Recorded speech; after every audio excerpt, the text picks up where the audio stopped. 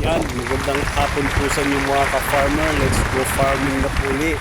May nag-message po sa akin, gano'n daw po kalaki yung aking kulong na tandaan kong alagang 45 days. Backyard poultry lang po ito. Ito po ay kaya magkarga ng 500. Pero ang sukat po niya ay nasa, ang lapad po niya ay 40 feet. Ang kanya pong haba ay 10 feet. Di bali ka sa buwan. Kasi ang pagkanyang po mga traditional o elevated type yung mga kulungan dapat po 1 square foot per bird. Meron naman pong ibang mga klaseng kulungan, yung pong tinatawag na cage type, yung kulungan po na nakapatong-patong, 3 patong po yun, tapos nakalagay po sa isang malaking lugar din na pwedeng kuberan.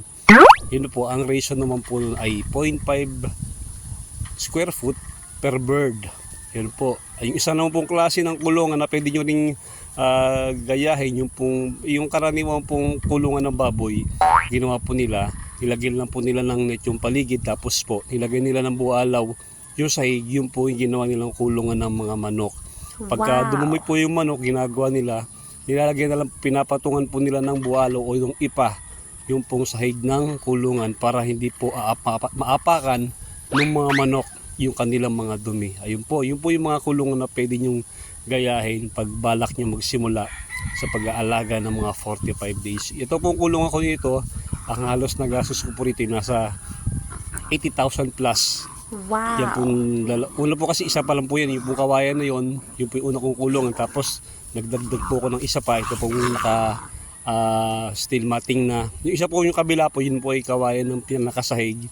Tapos ito pong kabila, yung bagong lagay ay steel matting na po. Tapos pinatungan ko siya ng plastic matting para hindi po lumulusot yung paa ng ating mga alagang manok. Ayan, bigay lang po ng idea sa mga gusto magsimula sa pag-aalaga ng manok.